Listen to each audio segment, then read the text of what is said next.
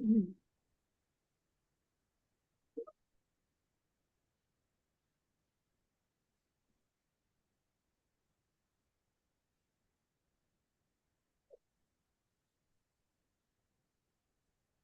All right.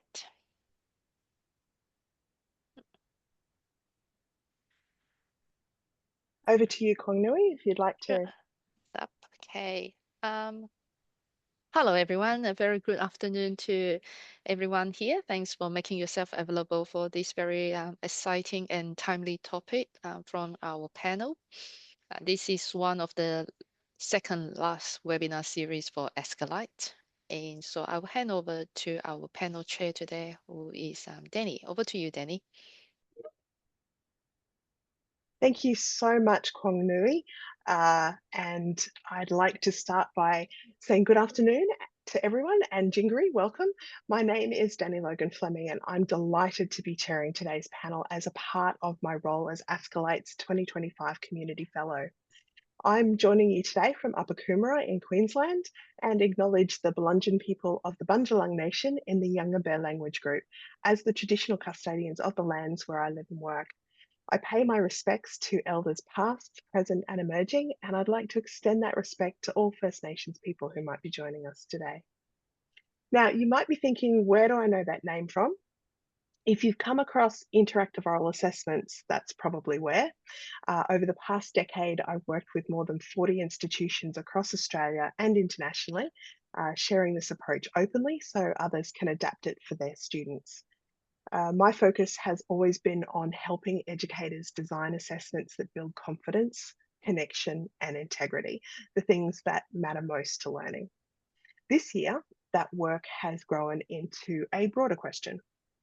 In a world shaped by AI, how do we ensure that assurance of learning remains credible, defensible, and genuinely prepares our students for their futures? At Torrens University Australia, we're leading an assurance of learning initiative exploring exactly that. So far, the project has delivered a detailed literature review and benchmarking across 15 Australian and international universities. You'll see the findings presented at the 2025 ASCILITE conference, and I encourage you to look out for the openly published paper in the proceedings on the ASCILITE website when it's released. Across the sector, momentum is building. TEQSA has identified this year, 2025, as a transition year, moving from security-based responses to AI towards embedding it within institutional self-assurance. The AAIN Forum recently reinforced both the urgency of this and the broader sector's appetite for open sharing of practice like we're doing today. What's still less visible, though, is how institutions are turning those ideas into tangible, scalable actions. Today's panel marks the first step in a broader sector benchmarking project that we hope many of you will join. Manisha has added the ethics participant information to the chat and a Padlet we're going to use today for you to consider. Together today in this session, we'll explore 4 key domains shaping assurance of learning in an AI-enabled context. Firstly, approaches and conceptual models, then curriculum and assessment design, accreditation and external standards, and finally, technology and systems. Before we begin, a quick note on the format of today's session. Our panel represents our professoriate today, and we have the privilege of learning from their collective insight and experience. I'll start each of the 4 discussion points with a short chair's bridge, a way of sort of setting the scene and connecting us to the domain we're about to explore based on the work that we've done in this space so far. After that, one panelist will open the discussion and the group will have around 15 minutes to share and reflect together. The chat will stay open for your thoughts, and as time allows, we'll hold a Q&A right at the end of the session. So please add your questions as they come to you to the chat for Celine to collate. After each discussion point, we'll invite attendees, all of you, to share your reflections on your own institution's practice through our Padlet, which will remain open as a shared space for ongoing collaboration for this live session and also beyond for the asynchronous connections that those might make through joining us online and through the recording. At the heart of all of this work are our students. Our goal is to ensure that the ways we assure learning uphold integrity, respond to the realities of AI, and prepare graduates to thrive in their future professions and communities. It's now my pleasure to introduce and thank our panelists for joining us today and so generously sharing their expertise. Professor Romi Lawson from Flinders University, Professor Danny Liu from the University of Sydney, Professor Katrina Strampel from Edith Cowan University, Professor Mollie Dollinger from Curtin University, and Professor Dominique Parrish from Torrens University Australia. Thank you all for being a part of this conversation. To open our discussion, I'll now briefly frame the first of our 4 focus areas before inviting our panel to share their insights. Let's start with approaches and conceptual models shaping assurance of learning in AI-rich contexts. Artificial intelligence is fundamentally transforming the higher education landscape, changing not only how students learn, but also how institutions define evidence and assure that learning. Across the sector, assurance of learning is shifting from a compliance exercise to a dynamic process that balances innovation with accountability. In our region and beyond, universities are beginning to re-examine the purpose of assurance of learning in this context, identifying how AI can both challenge and enhance its practice. The first discussion asks us to consider the ways institutions are reframing the why and how of assurance of learning. Why and how principles and frameworks are guiding credible learning and assessment design, why and how innovation can be sustained whilst meeting regulatory expectations, and why and how the concept of assurance itself is evolving as AI becomes embedded in curriculum and assessment systems. To begin this conversation amongst our panel members, our professoriate today, I would like to invite Professor Mollie Dollinger to share her perspective first. Thank you, Mollie. Yeah, thanks, Danielle, and thanks everyone for joining us today. So at Curtin University, like many universities, we've adopted Danny's 2-lane approach to assessment. But I think, when I was hearing you speak just now, for us, what's great about the 2-lane approach is even before generative AI, we were trying to get our educators to consider the difference between assessment of learning and assessment for learning. Now, of course, there are many instances where those overlap and those exist on a spectrum, but also to do, no assessment can do everything at the same time perfectly. There is no perfect assessment anyways. But having that sort of language to have our educators think about what's the purpose of this assessment, is the purpose for students to verify their learning and to make sure they're on track and get the support they need if they're not, versus an assessment, which is of course equally important, where they really are acting quite independently, they're engaging with tools, and they're really using their evaluative judgment, thinking of Joe Ty's work, on assessing the quality of that output. So I think that refocus, that framing, has been really important for us here at Curtin. I'll start there and see if others have to add. I'm happy to jump in next. And I suppose when I think about assurance of learning, I don't use it synonymously with assessment. I think it is much wider than that, and that's what I'm going to talk to throughout this session. So to me, assurance of learning is that scaffolded learning experience that says, are we making sure we're doing the right thing by our students to get them to what they need to be as graduates? And some of that does include assessing it and making sure that they're ticking the box, but a lot of it is how we design the learning experience itself. A lot of it is about what the learning exercises might be to assure that the students are having the opportunity to learn. So it's not just about the assessing at the end.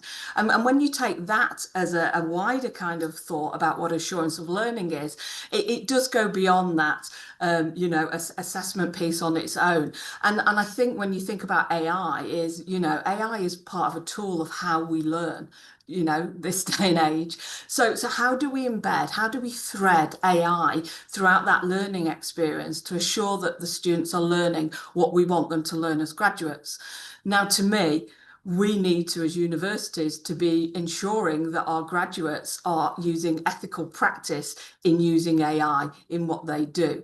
So that has to be part of what we're weaving through the learning experience for our students, and assuring that we're teaching them properly, we're teaching them the ethical responsibility properly, but also then looking at how we assess that they've got the right skill sets in AI practice, using AI tools, as well as other elements that are obviously part of the different relevant degrees. So it's a slightly different thought. It's not contradictory, Mollie, at all to what you're saying. It's just widening out the thinking, really, of where I am with it. And I'll leave it there and let others have their comments. I might jump in. I think, thank you, Romi, and thank you, Mollie. I absolutely agree with what both of you have said.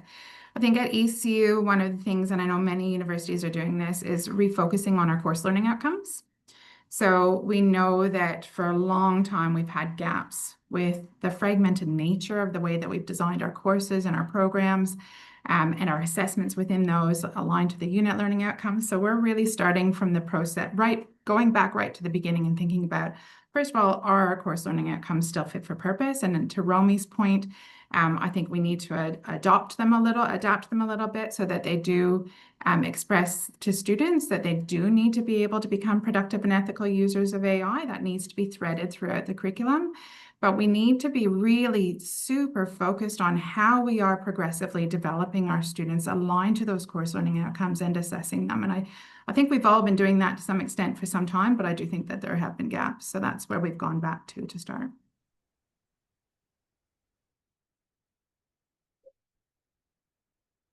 So one of the roles I have today is to actually ask questions where I feel that there may be some gaps in things that I'm thinking about. And so I do want to start by actually asking about governance and leadership.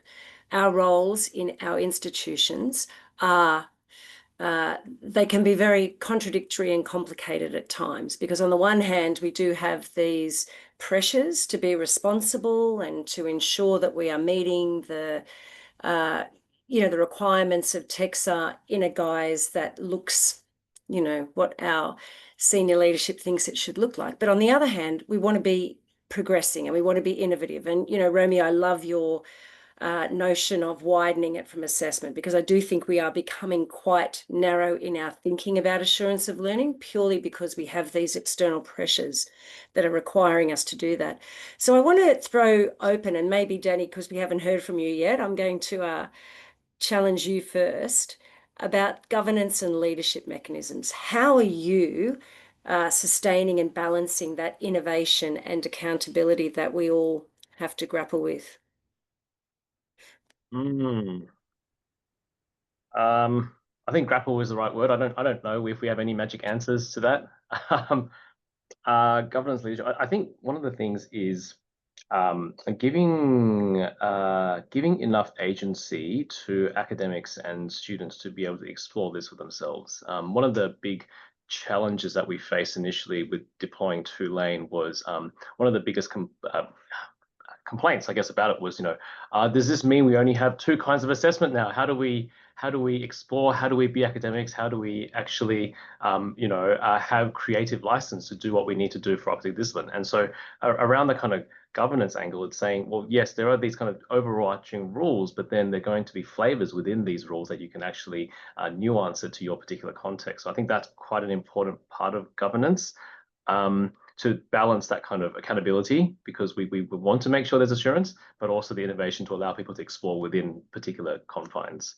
And just going on Mollie's point before as well about the kind of language, I quite like that perspective, because I think what helping people to think about assurance in this kind of new age of AI forces them to do is go all the way back to, like Katrina was saying, about those learning outcomes, about, what do we actually value in our degree programs, and therefore how do we kind of lead around the innovation around the values, therefore, and how that kind of trickles back down to assessments and learning activities. I think if I might jump in again, I think one thing that's important though, and I think, very early days it was important to do this, was actually provide a stance for the university, and for the university to hear that stance. Because what you do then is when you say, actually, we're embracing this. We're not going to, everyone has to sit in an exam room and that's the only way forward. By actually saying we're embracing this, we want to look, we need to do work and we have to work it out. But it empowers the individuals. So, you know, Danny says then allow the individuals to work out their route through, give them guidance as and where needed. But you have to be able to give that you know, as a leader, the stance that your university is willing to work to empower people to then be able to work on. And then I think it's about keeping the conversation very active. So we've deliberately, as our governance board, kept this as a standing item. So we're having a continued conversation, and it changes that conversation over time, because guess what? This is a rapidly moving thing. So I think those two things of actually helping people understand where we are and empowering them, and secondly, keeping the conversation active at that governance level, are two things that helps. I was just going to chime in though, Dom, to your question, that I think there's a bit of this fallacy or myth going on that TEQSA or our accrediting bodies or some big bad, big brother type character is going to come in and ask, you know, for all the details of our units and our assessments and our courses. And an element of that is true. Obviously, all myths kind of have a fact in them. But you know, at the end of the day, this is for educators to own. It's always been for educators to own. I mean, when we want it to be that way, we want this to be the opportunity where educators can reflect on, you know, do I understand pedagogy? Do I understand constructive alignment? If not, maybe this is a really good chance for me to think about that and to learn a little bit more about assessment design. And obviously there will be reporting and governance requirements, and it is incredibly important that we have our accreditation met and adhered to. But I think, you know, when you actually look into the details, so much of the details of what happens in our classrooms, it really is up to the educators and hopefully the students to think about how that learning unfolds. So that's really interesting. And I think you're right, Mollie. I think that we do have this, you know, it's like a swirl. You hear it from many different places, but you know, it could be rhetoric. So if I can go back to something that Romi mentioned about the stance and ask about evidence of perhaps that shift, Mollie, that you are describing, where we're not so much seeing things as compliance driven, but more of a developmental, progressive, you know, that idea that you had about going back to learning outcomes and thinking about how we can evolve. And maybe it involves that capability development of our staff and, you know, the employability of our students and the quality enhancement of our teaching and learning. Is there something there that you can share about, you know, that evidence, those things that you saw, Romi, with your, you know, that stance that you saw exemplifying or illustrating that, yes, we are shifting? Yeah, I mean, we made that stance very, very early, you know, when ChatGPT came alive, kind of thing. In fact, we'd actually already guessed it, and we changed our policies to already include the use of Gen AI in what we were doing. So that had already happened. What happened then is obviously it was a lot more sophisticated and, you know, rapid growth than we anticipated. But I mean, I think we just already knew, and I don't know whether this answers your question properly, Dominic, as in evidence, but we could already see the power of Gen AI. We already saw the opportunity, and we already saw that this was something that was part of the now. You know, it's not something that could be ignored, and it was something that our staff and students needed to be engaging with. You know, going to, as I say, a pen and paper exam was not doing our students any service, because they weren't going to be given the real opportunity to learn and develop the skills and how to use it. So yeah, did we have hard evidence? No, I don't think we did, but I think we could just see we'd been keeping kind of a finger on the pulse more about what was happening and how, in order to say we've got confidence that this is the right stance. We also looked back at trends in history. You know, we looked at the whole news media about, oh, ban calculators, you know, they can't be used in exams. There was a thing, what was it called, Calc something, that was the first kind of like automated spreadsheet before SPSS. It went through the same kind of of thing of, oh, you can't use that. We all knew, you know, oh, no one should use Google. You've got to keep going to your journals. So there was a bit of a trend in these kind of things that came about that we also looked at and kind of said, but actually, you know, we now all have adopted these properly, you know, and this is how it is. So that's kind of where we got our stance from, historical and what we saw as the future. Fantastic. Katrina or Danny, did you have? I can jump in if you want and share how we went about that. I think early days, we adopted the stance that we're not banning AI. We're going to approach this and look at what this means for us. But led by our Deputy Vice Chancellor Education, we started with what I call a scoping pilot. So we brought together staff from across the university, from courses from our enabling program all the way through our integrated PhD, said, what do you think this might look like? What do you think we need to focus on? Where are there gaps? What do we need to do? So we didn't sort of go out with a recipe of this is the stance that we're going to take. We went out and said, how will this work? How can we make this work? And from that, we then adopted our policy and procedures. And now we're rolling out with sort of our second pilot where we have transitioned courses and they're starting to teach differently next year. And that will continue, but we've always recognized it's an iterative process. So to Mollie's point, it's about the staff, it's about the academic staff, how they teach, and the staff that support students and the students as well. We have the students involved in asking them how this works and checking everything that we're doing with them as well. And I think that's really important in terms of making that shift. Now, I'm noting that we are, given our timeline, we have about 2 minutes, maybe not even 2, maybe 1 minute. I'm looking at some heads nodding. Was there anything else that anyone wanted to say on this point before I hand back to Danny to move on to the next discussion? No? Danny, I'll hand back to you. I know we're going to get people to work in the Padlet and then move on. We are. Thank you so much, Dom, and thank you, panel. Before we do move on to the next one, I'd like to invite everyone attending to share your thoughts in the Padlet using the first prompt at the top of the Padlet. You'll find that there's 4 prompts for today. We're looking at the first one, and that is, what ideas or provocations from this discussion resonate with or perhaps differ from your institution's current approach to assurance of learning in an AI-enabled environment? The reflections that you share will help build a shared picture of practice across the sector. Manisha, I think I'll ask you to share the Padlet link again. I can see you've done that in the chat for anyone who's just come into the room to join us this afternoon.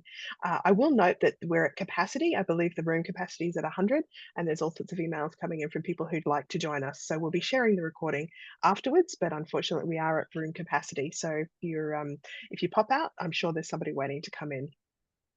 Now, building on our conversation about the conceptual and institutional approaches shaping assurance of learning, let's turn our focus to what this means in practice, how curriculum and assessment design are evolving in an AI-enabled world. Panel, allow me to provide the framing for our second discussion point.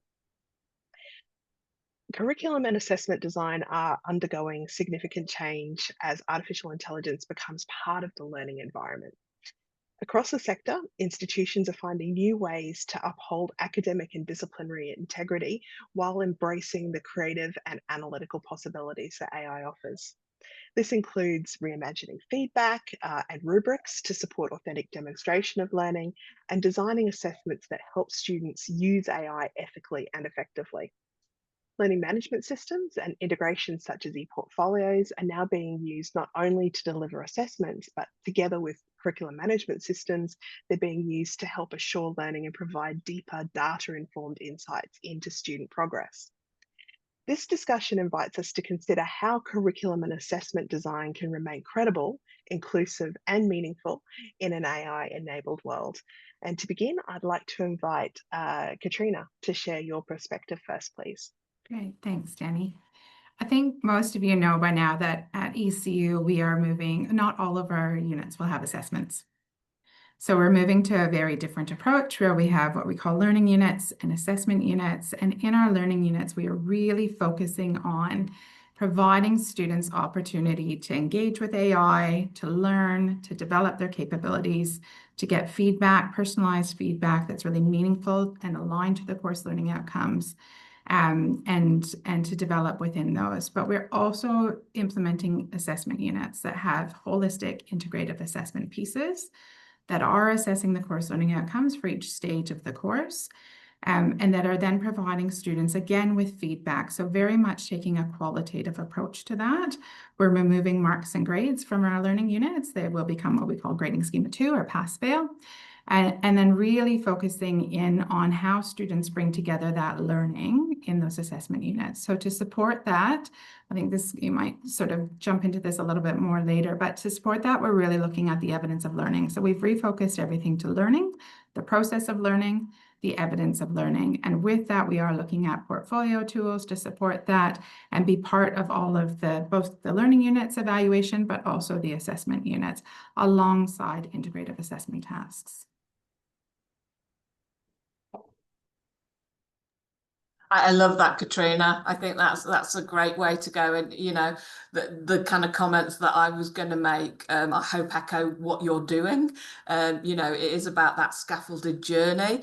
To me, it's about authenticity. You know, in reality, we want the students to be able to go out into the real world and do whatever they're doing. And if the real world is embracing AI, then, you know, how are they using it? And are they still getting to an endpoint that would be accepted in the, you know, in industry and professions, etc. You know, I asked the question, are industries actually checking up on our work to say, have you used ChatGPT? Is that allowed? You know, have you used 365? They're not. So as long as it's being done in a way where you're getting to a sensible product. And at the end of the day, we know ChatGPT does not get it right all the time. It needs that critical reflection. And if you are able to use it as a tool and then put that layer on top to actually make sure it's the right product, then I think it's good. I think another thing I was thinking about when you were talking about, Katrina, is, you know, assessments and reducing them, I think, is always a good idea. And you know, do we over assess? And I think we all know we probably do. But that whole idea of the portfolio of saying, well, actually, by the time you graduate, we expect you to do X, Y, and Z. And hey, if you can do X in your first year, absolutely great. We don't need to keep reassessing you if you're doing it and you can show us you're doing it.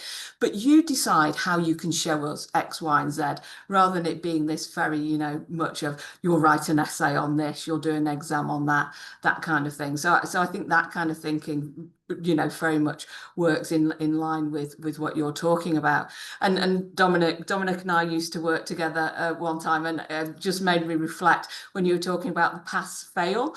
We had a long conversation when we were at Wollongong together about the pass fail and whether or not there could be an element that's called the courageous fail. So yeah, you've not got there. You've not shown us what it is yet. But hell, you've given it a good go. You've been innovative. You've been creative. And we want to give you credit for that, because that's exactly what we want our graduates to be doing. But you also need to show us that you've actually got the competency that we want. So that's not an answer. That's just loads of thoughts thrown in that came into my head, because thank you, Katrina. You really got my brain whizzing there. So. And I have to say, Romi, I still reference the courageous fail. I love it still. Mollie or Danny? Danny, is that you always go last? Is that your like move to see? No, it's like a good process. You go first, Mollie.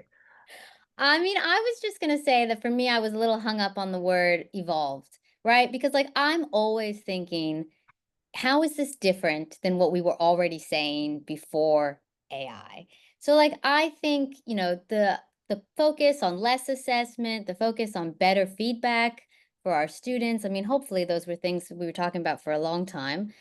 I think for us at Curtin, the biggest change, you know, that we're doing now that we didn't do before was collaboration. I mean, we have, and that's a big cultural change where a unit chair or coordinator isn't just making decisions as they see fit, but they're making it within a web of the students, you know, complex journey with colleagues who they may or may not know, they may or may not agree with, they may or may not like. So those are some very big cultural changes, and thinking about how we support our academics to understand things like compromise, to find the middle ground. And I love what Katrina was saying about what ECU is doing. I think it's so important to let courses and faculties trial very innovative things. I mean, I don't know whether the learning pass-fail units, Katrina, are going to be a smashing success or not. I hope they are, but either way, I would commend you regardless, because you're trying something different. You're trying to break the mold. So I think that's great. I want to do a yes and on Mollie's point about collaboration. I think definitely within the university, I think it is opening up those conversations, but I think we're outside the university too, with industry bodies and accreditation bodies. I think this time it looks different because they're also struggling and they're also reevaluating what they value as well. Employers are reevaluating what work looks like, what the first 3-5 years of work looks like, and how many graduates they need and what the graduate skills need to be. And accreditation bodies are taking a good long hard look at themselves and thinking, actually, what are we expecting providers to actually develop in people? So I think that collaboration is really key going forwards, because we need to work alongside industry so that they can inform us, but also that we can inform them. And similarly with accreditation bodies too. Oh, I just want to quickly pick up on sort of tone that I'm hearing coming out. Mollie, you mentioned about feedback. And I just, in light of, Katrina, that innovative approach that you're adopting at ECU and some of the other comments that have been made, I just wondered if you're thinking about different ways of providing feedback to students, different mechanisms. Are you redesigning and, revolutionizing rubrics, or, what are you doing in that respect with particularly regard to, as Romi mentioned, the future of, where our students are going in terms of their employability, as Danny mentioned, in relation to industry and what industry are looking for? What are some of the things, or are there things needing to be reformed so that, that feedback can be actually appropriate? I can jump in on that. Back to Mollie's point, I agree, Mollie, that I don't think we're evolving. Sometimes we're really going back to what we all agree is actually effective practice.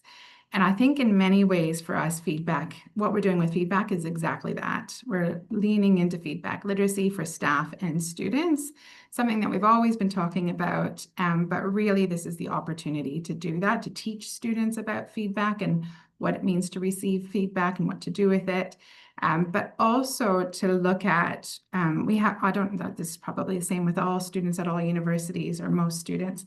A lot of times when students hear personalized feedback, they think that they're going to get feedback every single day from the teacher on everything that they do.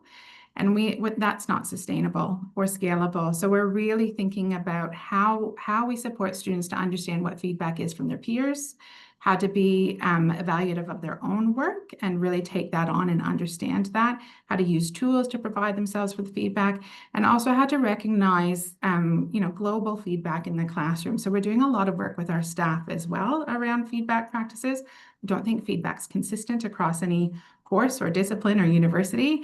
So we have a lot of work to do with that. I won't go in specifically to rubrics and how we might change that. It's more sort of that higher level. What is feedback? What does it mean to provide feedback that supports students' development of their learning and understanding where they still need to grow? Yeah, I 100% agree with you. I know something that I did, and I know someone's been mentioning a project called Hunters and Gatherers that I was involved in. And one thing that we worked on then was with those kind of assessment rubrics. So we said, this is a course level learning outcome for the whole of the degree program. And let's not just give snapshots of feedback, on individual assessments or even individual subjects. Let's actually give a student a snapshot of where they are in relation to where we want them to be within the whole degree. So we wrote rubrics where we said, well, actually, these are the criteria and what we expect you to do across the degree. And actually, this is where we'd expect you to be at the end of your first year, end of your second year, end of your third year. But actually, if you're ahead of that, that's great, but you know where you are in the big picture. And if you're behind, then you know that you've got to do more work in that place. But it really was thinking about how you can give the student that feedback to help them know the big picture of where they are rather than that snapshot. And I think so often with assessment and feedback, we give them snapshots, feed forward when it's good feedback, but not always feed forward that gives the holistic picture.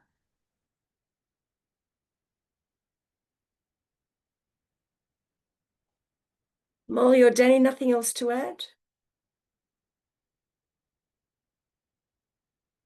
So, Danny, you mentioned about, governing authorities, so particularly around accreditation.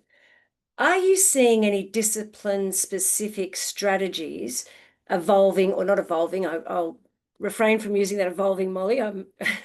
Trigger that. But showing how AI is being integrated in different ways, depending on the discipline. Is there any sort of illustrations of that that are coming your way, particularly to maybe meet the needs of accrediting bodies? So is the question around how are accrediting bodies responding to how AI is being integrated into work, and therefore how that then impacts upon how they accredit? I'm actually thinking the opposite. So I'm thinking about how are we evolving? I mean, very happy for you to answer that though, Danny, but how are we evolving in light of the accrediting bodies? And are you seeing discipline-specific things emerging because of the influence of our accrediting bodies on things like, assessment and those artifacts of assessment and evidence and portfolios, that sort of tangible things that students do take to their interviews, to their career, their career journeys. So for us to evolve, or whatever, for us to progress or move, we need clearer signals, I think, from those governing bodies. I'm not convinced that every governing body knows what those signals are or knows what the direction of travel. I mean, we all know what the direction of travel is, but we don't quite know what the destination looks like. And so I was up in Brisbane the other month and chatting to one of the accrediting bodies. And one of the key questions was, what does a worker in this discipline or a person in this discipline of the future look like?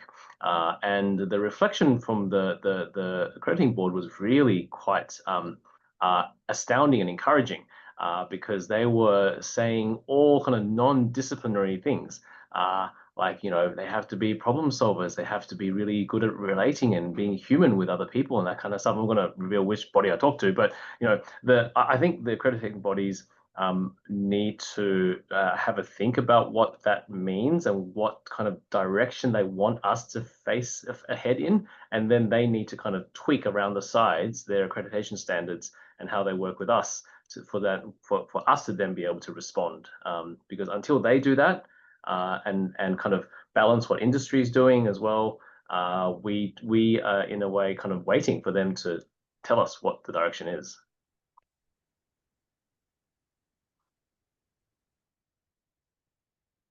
Yeah, I'll chime in. I was at an event with Danny. I'm not sure we're allowed to talk about it, Danny, but held by him and Jason Lodge and a few others last week.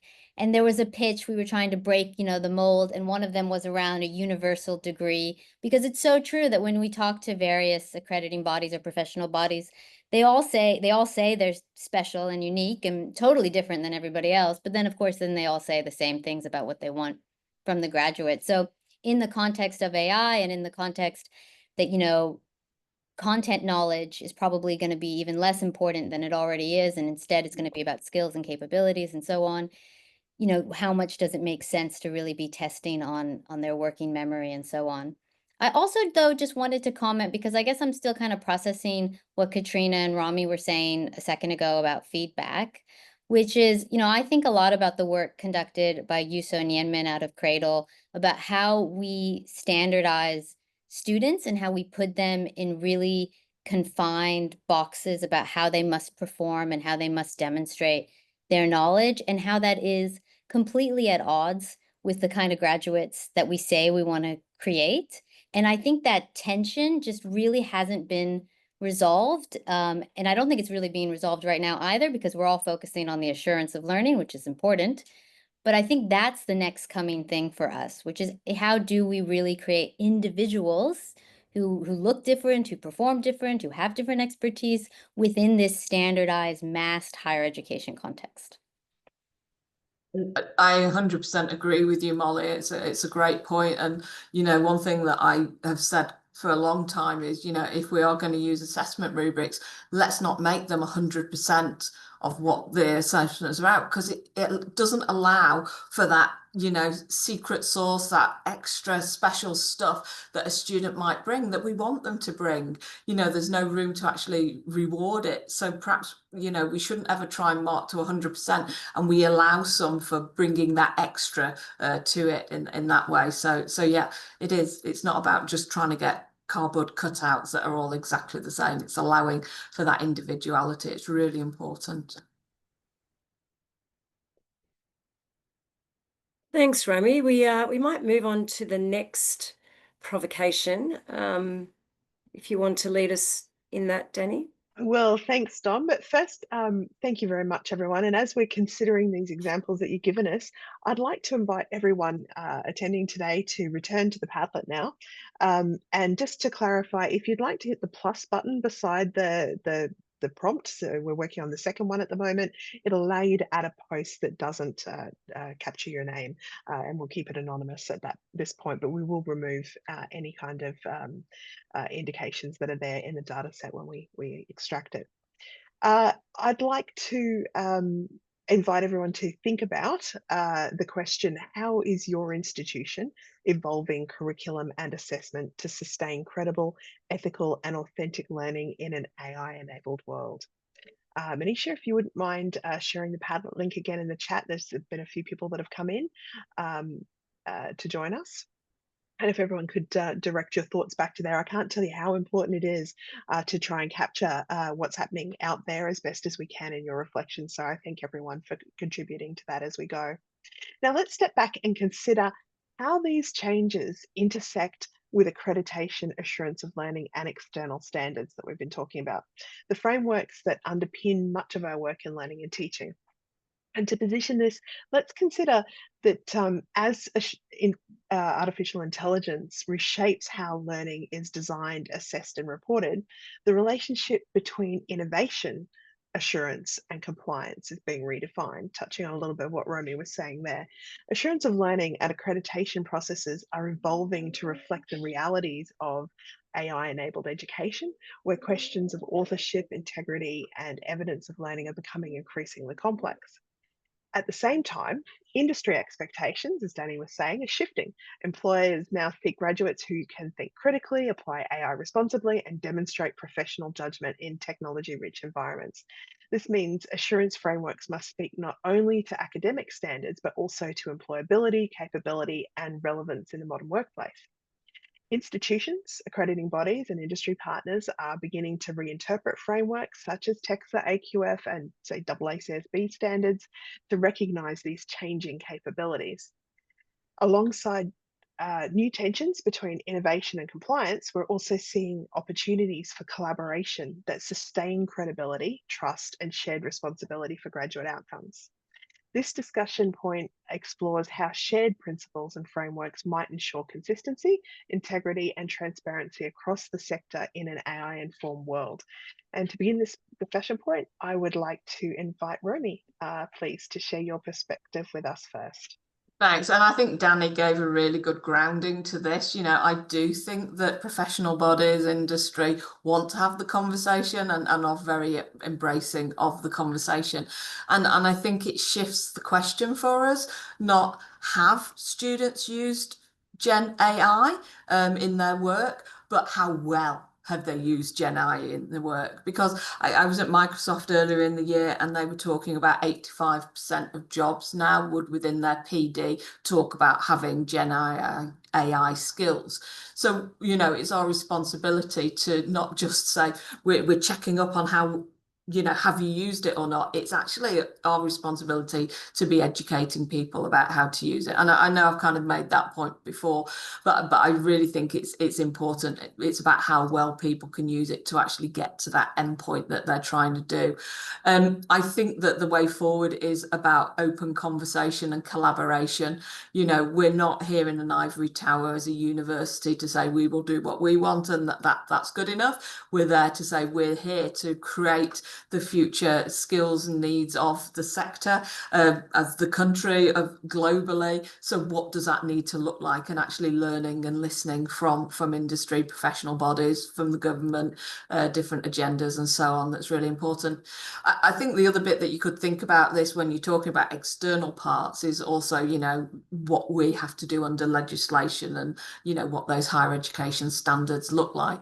And I think we're on a journey with that. You know, we were all asked to give our response about what our action plans are around Gen AI. That was quite early days. I think everyone complied with that. That was then fed back to us by TEQSA.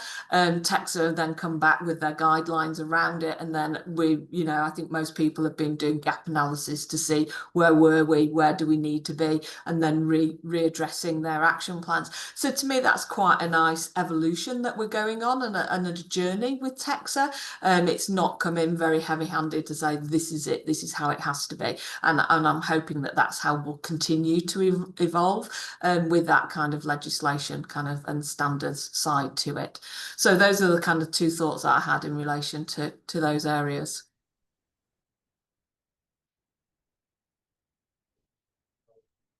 Thank you, Romi. Would someone like to jump in on that? Perhaps Katrina? Sure.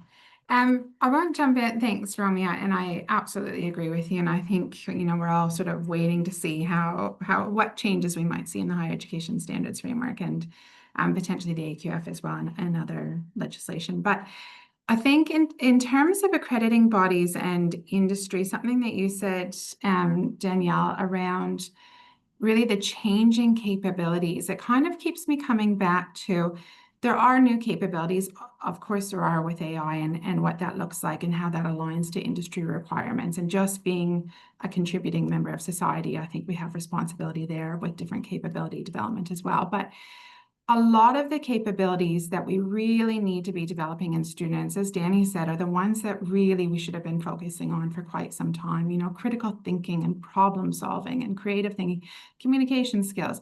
I think those are so critical now with AI. And to come back to that, I think is really important with our accrediting bodies as well. But also importantly, what does it look like?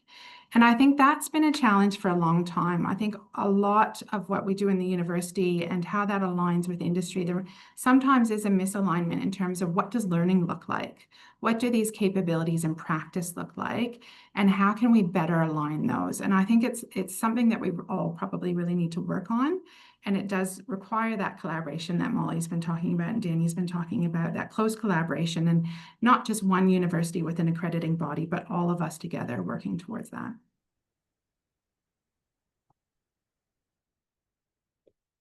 I think taken superficially, sometimes the industry engagement can lead us down a really dangerous path. I mean, I always think back to, I won't name the university, but I had a friend who went back to school in something that was incredibly applied. And he's, you know, because I'm an academic, he said, what's up with these academics? They don't know anything about the industry that I'm about to enter. And so they dropped out and you know, they weren't very positive about it. And I think back to that anecdote a lot. And what he was asking for was more industry professionals teaching the units. And I do think that's important. And there's obviously a time and a place for that. But also, we don't want to undervalue our own educational workforce and our own ability to teach things like critical thinking.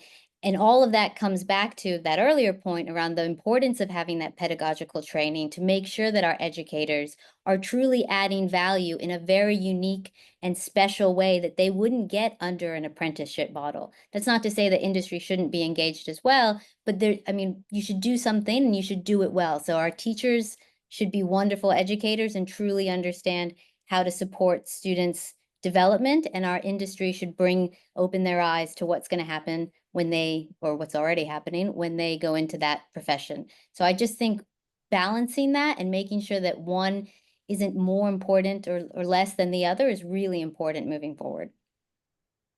And just to jump on Mollie's point, I think that undervaluing our own capabilities, we're very good at thinking about what we want to measure and how we want to measure it. Industry, I think, is still figuring that out.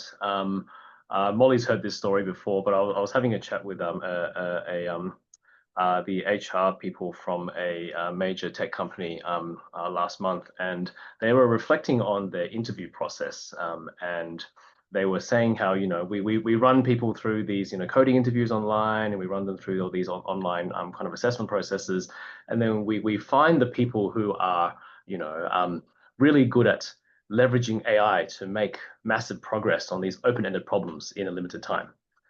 And when we get them, we don't like them. You know, when they come and work for us, we don't like them.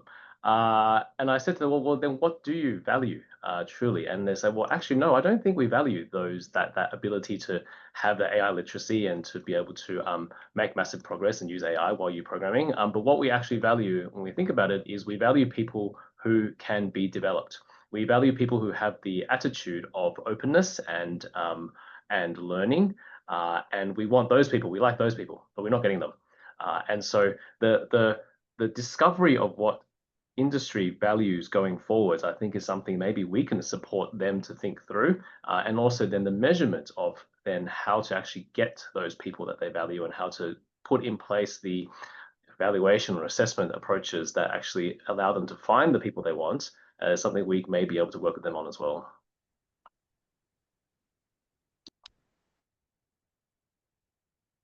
Did you have anything else to add, Romi? No, I didn't on this occasion. I know, unusual for me, but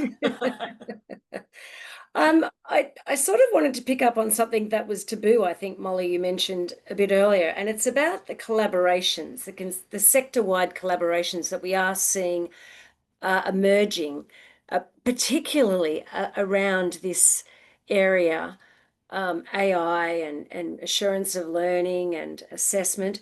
I'm just wondering about those collaborations. Are we going to see, do you think, some of the, you know, you made mention, maybe you're not allowed to, you said, but you did make mention of a consistent course. You know, that's a really novel idea. That's a very, very out of the box idea. Do you think there are other things starting to evolve that you can see will start to get some traction across the sector in terms of, you know, those collaborative efforts, developing, I don't know, maybe artifacts or, you know, consistent approaches or?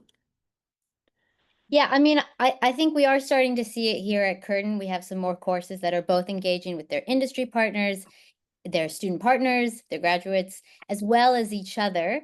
But I mean, I think, and look, I am going to nod to the fact that I'm speaking at ASCILITE later in the year. So if anyone's coming to that, try to attend my session. But look, it's going to change how we work. It's very, very difficult to do what we're asking educators to do right now in our current workload model and culture, especially, I mean, everything from how we hire people to how we reward people to how we promote people. I mean, the whole thing needs a look at, because it doesn't particularly value collaboration and things, like I said, compromise and working together for the greater good and all of that. So that's going to be really, really tricky moving forward.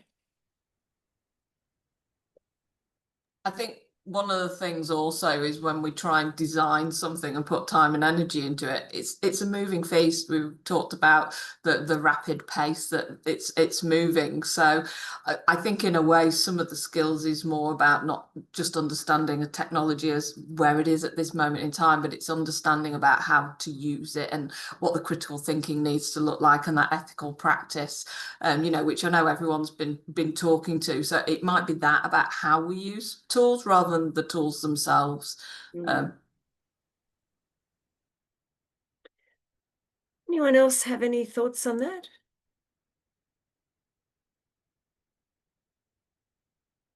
What about in terms of, you know, looking outside of our national context and more broadly, do you think there are sort of things emerging there about, you know, alignment opportunities, things that we can be doing in a shared way that might be, you know, standardized? I know a couple of years ago, you know, the whole AQF was positioned as a means of being able to have that fluidity between different countries in terms of our award levels. Do you think there's going to be anything coming out of, collaborations that we're seeing starting up, across sectors and sort of, regions, even in Europe, etc.?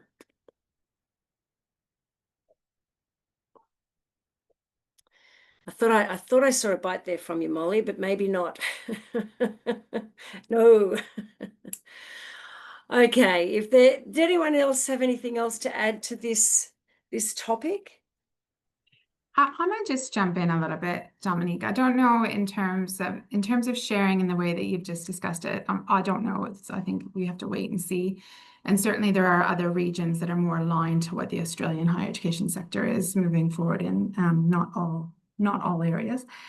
But I do think for a long time in ASCILITE and in HERDSA and in CULT and different other organizations, we've for a long time talked about sharing of professional learning for staff, because we are all developing different ways of learning about, teaching. And as Mollie said, we've really got to support our staff to do that. And I think there is opportunity there because there is workload intensification across every university.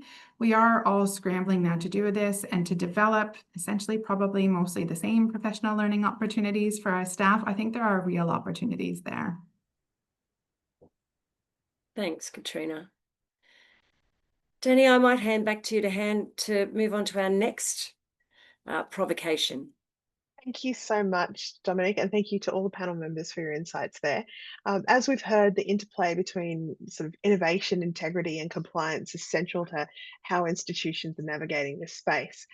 So on the Padlet, everyone, against the third prompt, I invite you to share your reflections on how your institution is balancing these priorities within its approach to assurance of learning in an AI-enabled context. Moving on and building on the panel's discussion of accreditation and external standards, the conversation naturally should now extend to consider the technology and systems that make assurance possible in practice. This is very practical. Panel, as artificial intelligence reshapes how learning is designed, delivered, and assessed, technology is becoming the foundation of credible and scalable assurance of learning. Institutions are building connected digital ecosystems that integrate curriculum management, learning management, assessment, analytics, platforms to provide more insight, assurance, and agility. These systems are not just about collecting data, as we know, they're about using it intelligently and ethically to evidence outcomes, monitor progression, and identify risks and opportunities in real time to make it scalable. And I've seen this come up in the chat a couple of times.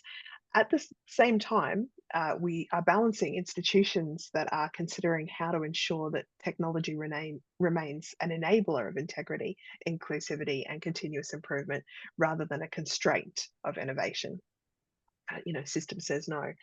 This discussion turns our focus to how digital infrastructure, data capability, and system integration are supporting the evolution of assurance of learning in an AI-rich environment, and what new capacities will be needed to sustain credibility and scalability into the future. And to open this conversation, Danny, I'm going to pass this one on to you to share your insights first, a little bit of out of the flow we've been operating on to this point. Thank you. I was afraid you were choosing the tech question. I would wonder if tech is the answer to credible approaches to assurance of learning. I'd almost say, if we go kind of back in time, that the low tech or no tech approaches are actually better for assuring learning.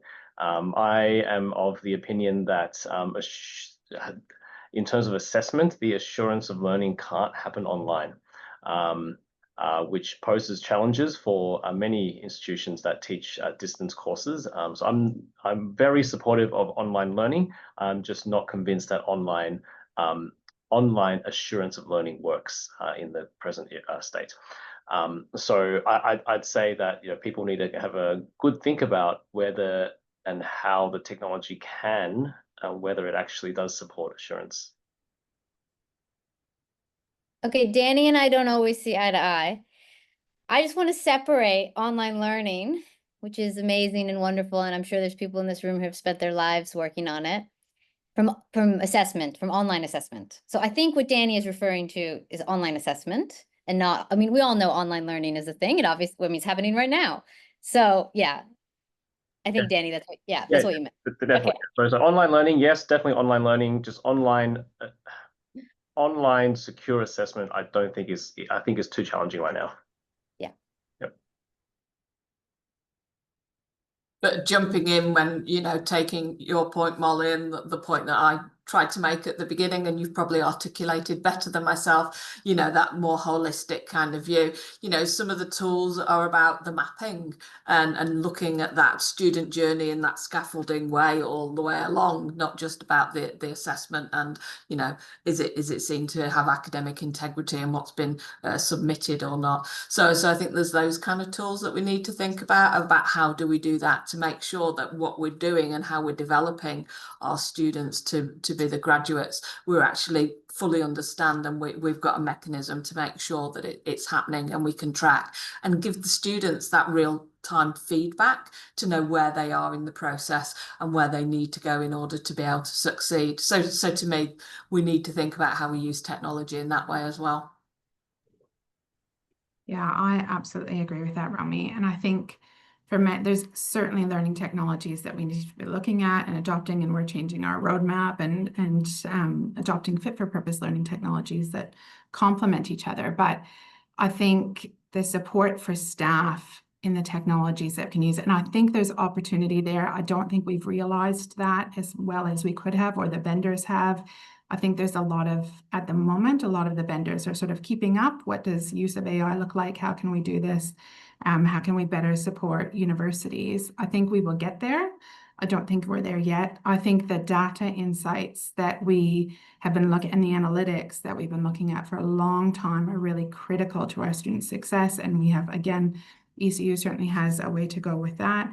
We are, because of our curriculum transformation, we are taking a whole of institution approach, and it's an excellent opportunity to bring together digital services and learning technologies and student administration and our academic staff and all the areas of the university to say, what does this need to look like at the university, and what access to data do we need to have, and where do we find that and whatnot. And I think it's quite exciting, but we're not there yet. I think too, just to highlight another question, I don't know if others have answers to this one, is it's a really interesting time with our vendors. We are very reliant on having people help us with our data, with our course mapping, with our provision of online learning and so on. And yeah, it's causing, I think, a little bit of trickiness for us to think about who we engage with. Are we engaging with ethical companies, or are these companies being led by people who have a pedagogical background, or are we, being led by people who don't? I mean, the big topic issue, not to get too political on this, is the Turnitin Gen AI detection, and the way that's really divided the sector. I mean, both institutions, but even colleagues within the universities on whether this is a valid tool or not. And that's really just, the biggest example of what there are many things and how technology is bringing, to light a lot of these divides.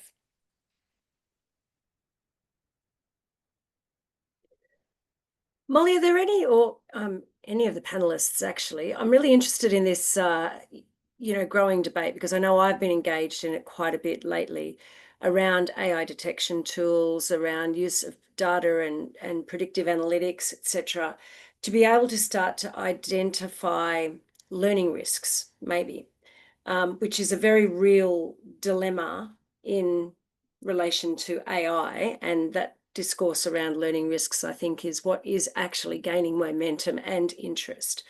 So I just wondered if you have seen any examples of how maybe data analytics, predictive diagnostics, analytics, how they're being used in positive ways to help with this,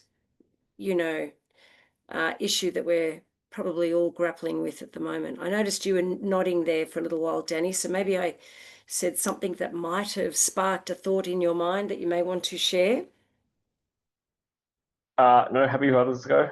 I think it's really interesting, isn't it? Because, I mean, the best approach is to educate students about what the right thing to do is in this space, you know, around academic integrity.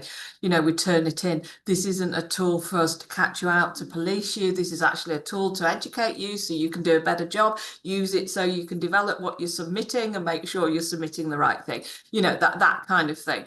But it's interesting about how much time students, not all students, obviously, but some students put into actually saying, how can we cheat the system? So, you know, there's the whole thing of, well, actually, if we put everything in quotation marks in Turnitin and make the quotation marks white font, then they were, you know, it won't come up and things like that. And we're hearing the same now, you know, with Turnitin, with the AI, that it can tell how long people have spent on a document, how many edits they've made, you know, etc., etc. And, you know, I just was listening on the radio yesterday as I was driving home, of the students are now trying to work out, so what do they have to do so their metadata looks right? Not how do they use, you know, Gen AI in the best way to produce the best product, and what does that look like? So it's interesting, and I do believe that it's going back to that education to say, this is where you need to put your energy into, this is how you use the tool most effectively, and just putting energy into the workarounds isn't productive for you and not getting you where you need to be. Yeah, very true. Mollie, Katrina, Danny, any other thoughts around that? No? The other thing that I just picked up is in relation to, I thought about this as we were, I was listening to the discussion, is about our staff capability. You know, with Gen AI and the use of Turnitin, so much of that seems to me to be related to staff's feelings of inadequacy, or, you know, lack of security, and wanting to have that assurance that actually, if I use this tool, I'll be able to pick it up, because I don't know that I'll be able to pick it up. So what sort of, you know, strategies, what sort of foci are you maybe adopting in relation to your staff capability development, and, you know, particularly in this area?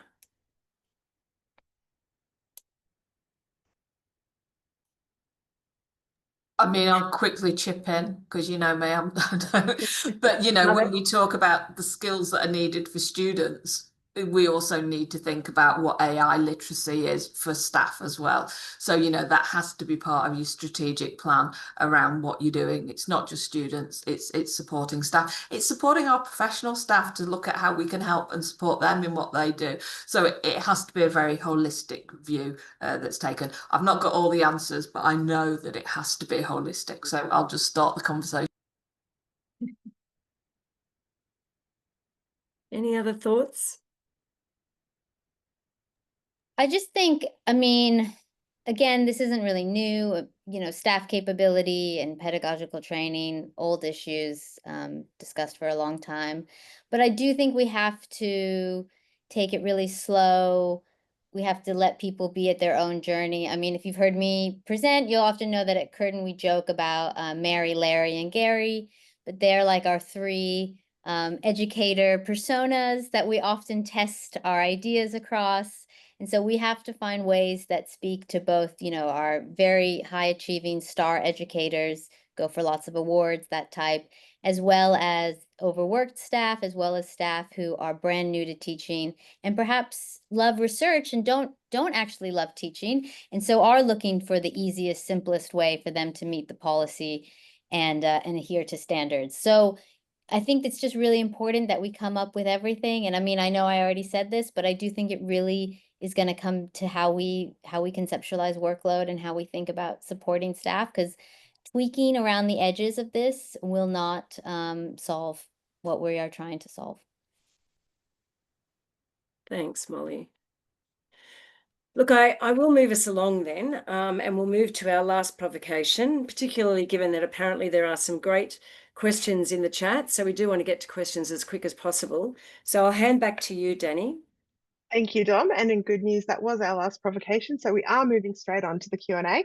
But before we do so, I'd like to invite one final reflection from everyone on the Padlet for the fourth prompt, which is what digital capabilities or systems have most effectively supported credible and scalable assurance of learning in your institution? Or if, like Danny and the panel today, you feel quite strongly that the answer sits beyond technology, and that they're going back to ways of assuring learning at scale in a programmatic sense, or at certain key points is important, and that's what you're discussing and thinking about.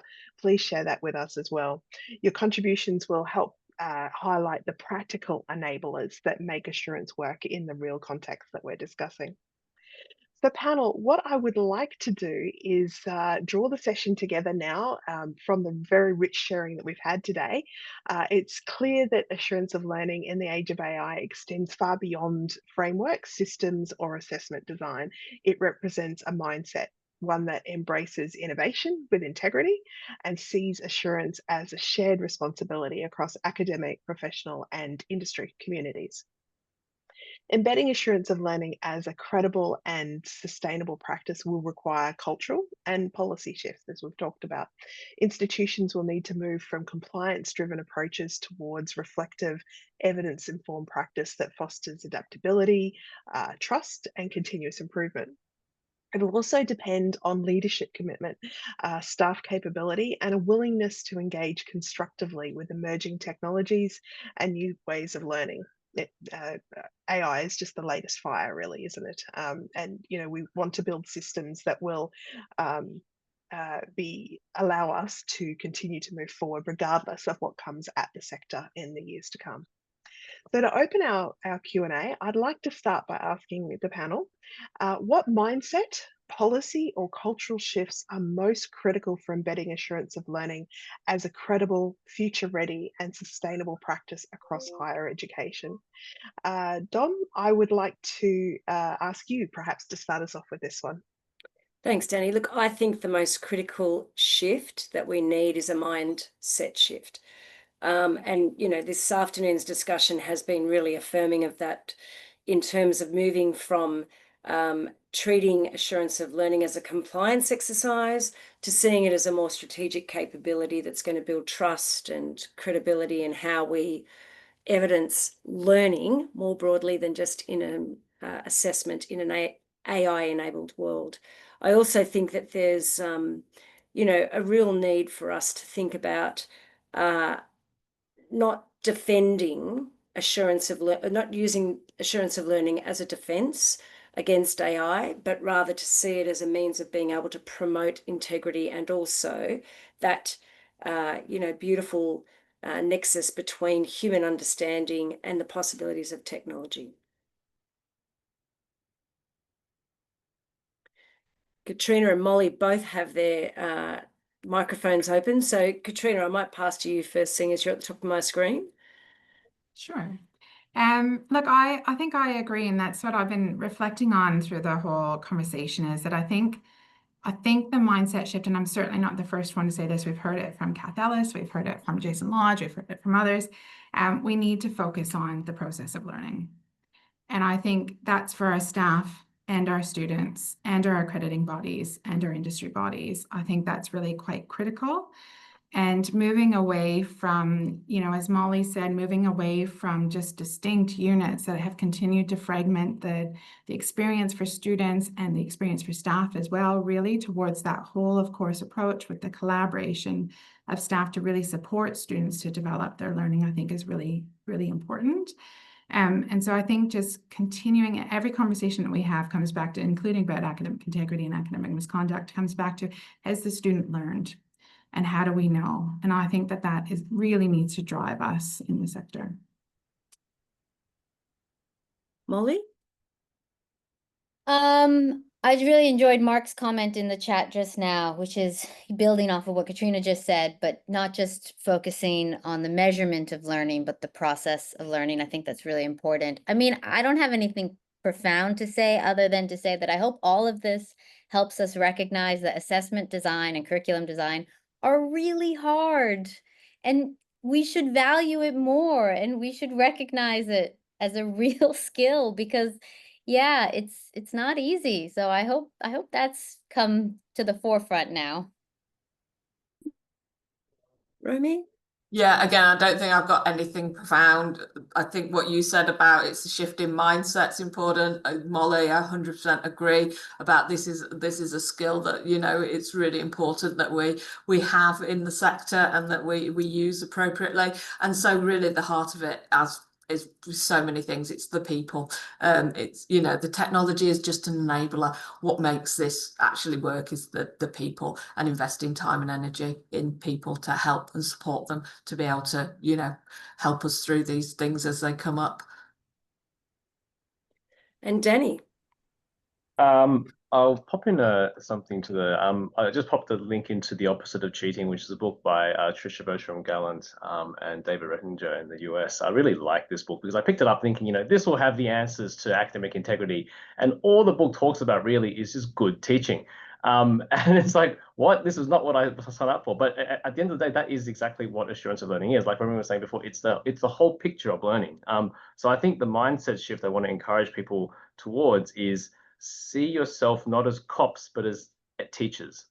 In that book, Tricia talks about how, you know, many academics seem to have missed their calling as police.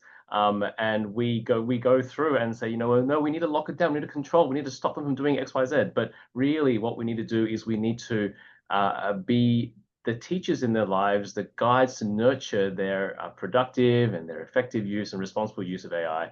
And our role really shouldn't be there to kind of stop, but it should be to trust, give agency, and to teach. Thank you, panel, and fabulous responses there to that one. That's a very big overarching question. I'm going to bring forward a question now from Carolyn Alson from the chat.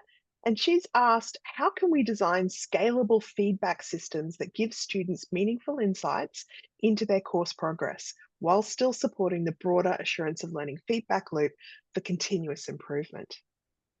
I might pass this one on to Katrina, perhaps first, to start this one. Sure, it's a conversation that we have a lot when we're talking about our two different types of units, and a concern that the workload will be increased significantly in our learning units, where so much of that is focused on the provision of feedback to students. I think, though, I don't want to keep saying the same thing over and over again that the panel said, but I think it comes back to good teaching practice. And so I think when we really think about what we've come to over the years, where we have 2 or 3 assessments in every unit, and so much time is spent assessing those, and the provision of feedback is almost always just at that point. I think when I think about what we, you know, having that relationship with students and the ability to observe their learning and give them ongoing feedback, not just at those certain moments in time across the semester, and feedback they might never engage with, I think that's probably a starting point. And then it doesn't need to be onerous. It needs to be ongoing and relational, and support students to understand, as I said earlier, that feedback doesn't just need to come from their teachers. Yeah, 100%. You know, people think feedback is about a member of staff always giving the feedback, but it's not. You know, there's self-feedback, which is actually a really important thing for people to be able to try and get accuracy about how well they're performing and what they need to do and where their gaps are. You know, that's a skill in itself that we want our graduates to have, but also, you know, peer feedback and so on and so on, benchmarking across, you know, what you see in professional practice, all those kind of things. So, you know, the onus doesn't always have to be on the academic in order to create a really, you know, rich feedback environment for students.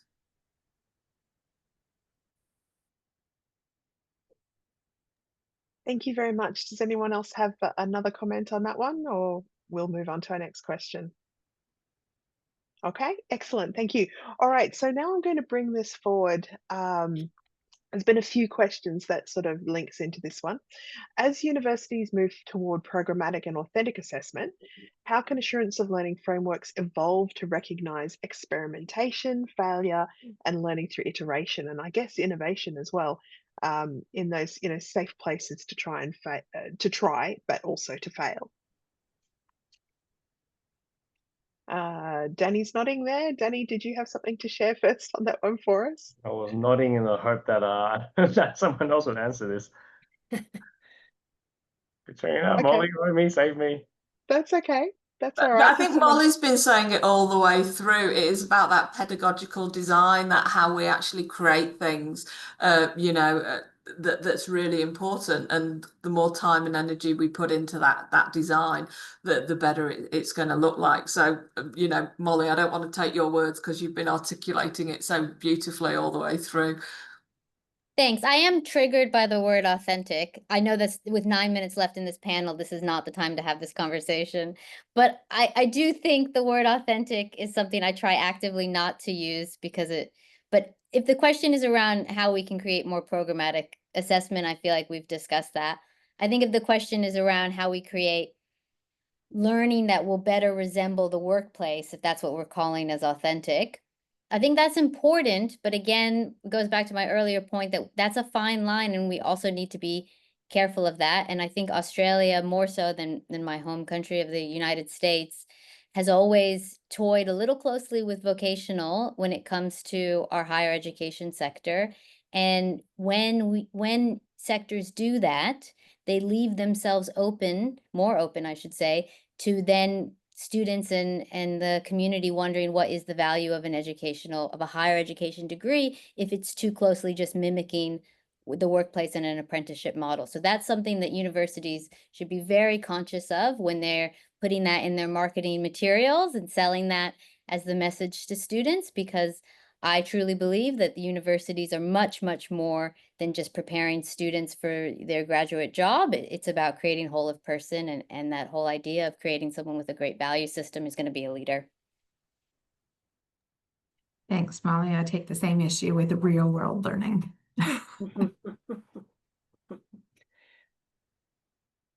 Yeah, it's an interesting topic, isn't it? Because these words are passed around all the time, particularly in assessment, and I guess to denote it as being slightly different than the essays and reports and things traditionally, and yet they are authentic to the situation, I suppose, that they are meant to be used in. So it's a very interesting wording at the moment.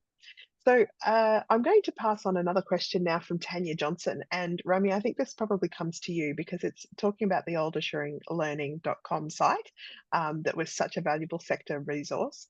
Is there potential to revive or recreate a shared national platform to support assurance of learning practice, collaboration, and resource sharing in the AI era?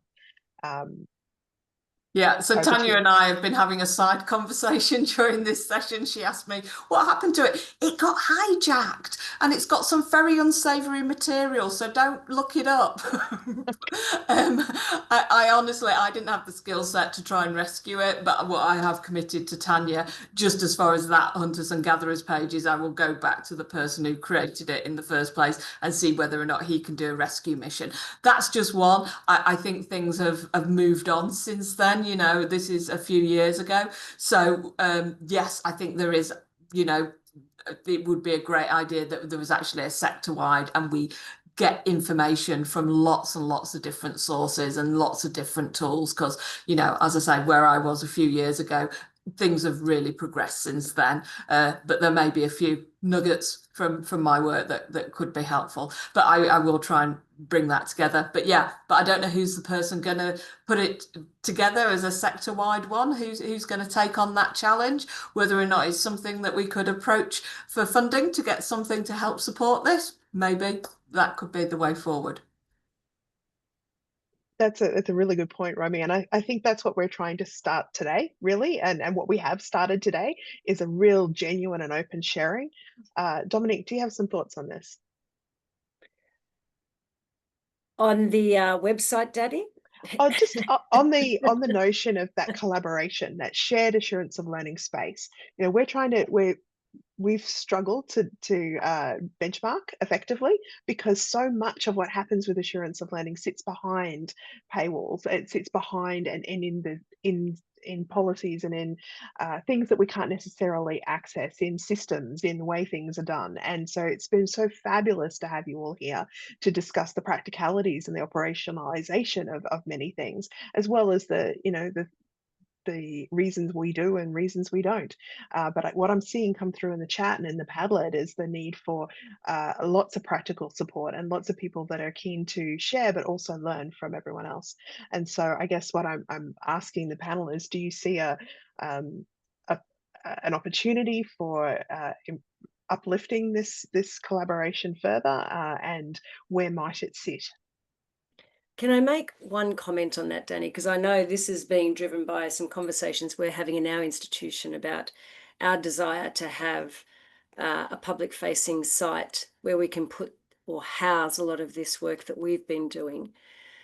One thing I will say is that having developed the TELAS so many years ago, the value of having a professional association house these sorts of resources is actually it's actually revered, because it removes it actually increases independence and removes the nuance of a university. So it means that, you know, you can have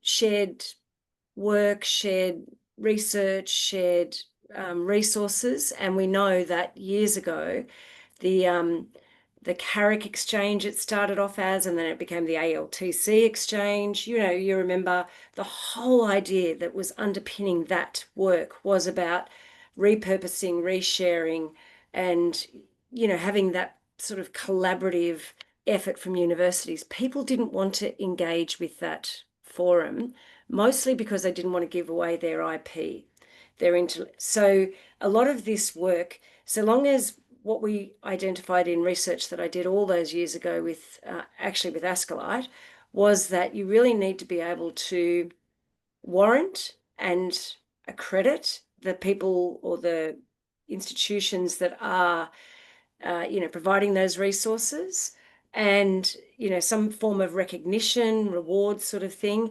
but also provide a sort of a safe space where people can go in and go out and access. So my advice is that having a professional association house this sort of thing in the absence of, for example, a Carrick or an ALTC exchange, is the most effective way of doing this.